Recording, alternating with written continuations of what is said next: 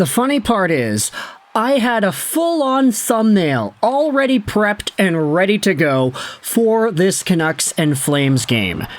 Jonathan Huberdeau scored a shorthanded goal and a power play goal to give Calgary the 3-2 lead in the midst of the second.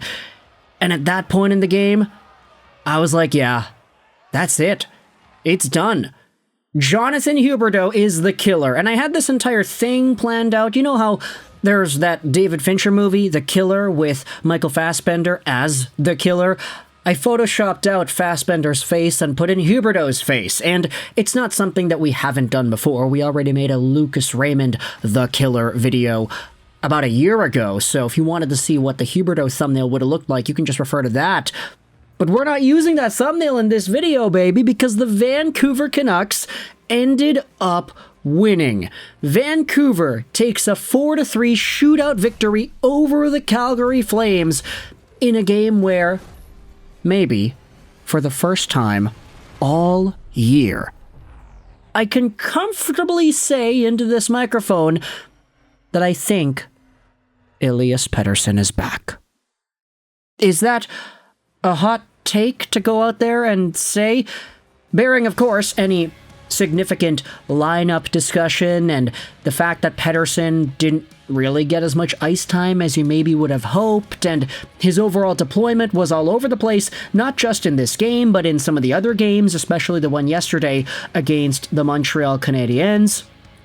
There are so many things that you can talk about with this Canucks victory over Calgary, but I wanted to focus on EP. Because not only did he score himself the game-tying goal to make things 3-3 with 7 minutes left to go in the third, not only was he actually making plays, and not only did he look confident, he scored the first shootout goal of the game. Stone cold, by the way. He goes 5-hole on Dustin Wolf and just skates over to the bench, deadpan, facial expression. You can't tell that guy's ever been happy in his life.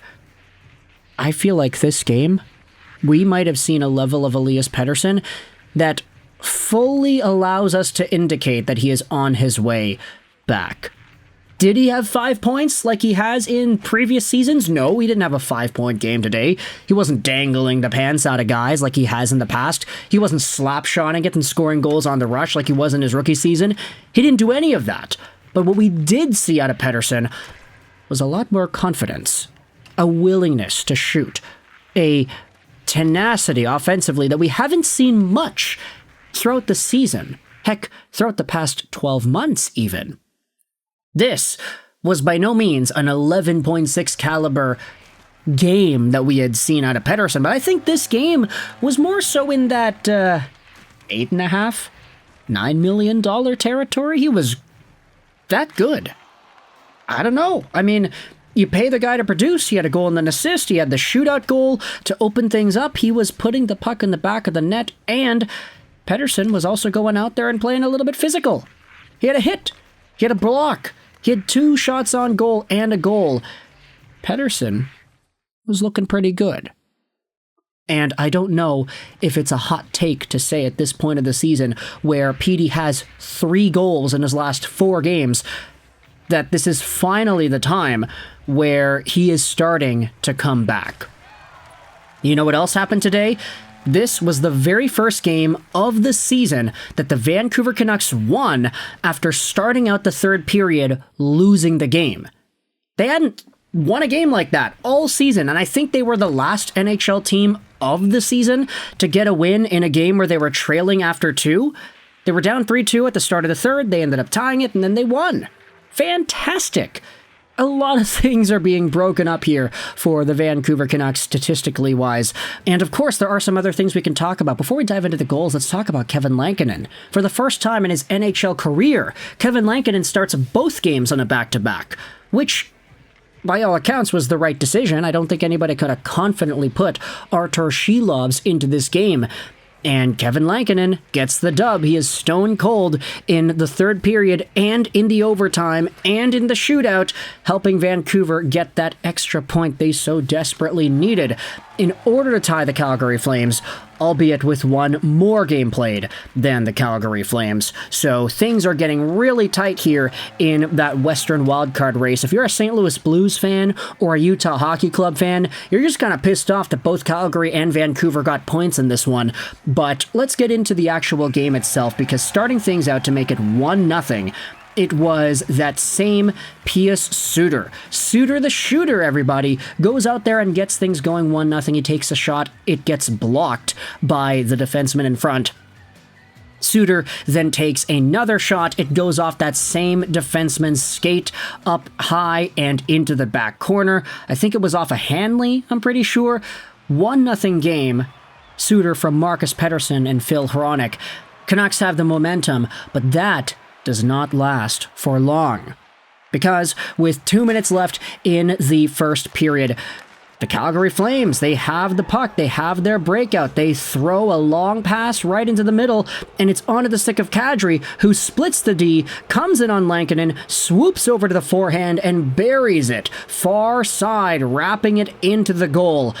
That is an unfortunate defensive breakdown by the two Canucks D-men that were there on that shift, Mancini and Marcus Pettersson. They just kind of get spread out, and Kiefer Sherwood isn't covering the guy in the middle. Kadri is able to take it in, he shoots, he scores.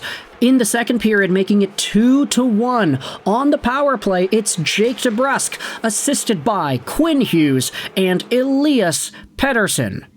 The forward, that is. Hughes was electric in his return. He didn't look as good as he has in the past, but he still looked better than everybody else on the Canucks blue line, so I think you could go out there and confidently say that he is, to some capacity, back. But Quinn Hughes throws it towards the goal. It's a lethal, wicked shot, and it ends up getting tipped by DeBrusk on its way to the front of the goal. This is what DeBrusk talked about, man. He needs to create more chaos, and that's what he did here. Net front presence, tip in by the goalie, 2-1 Vancouver lead.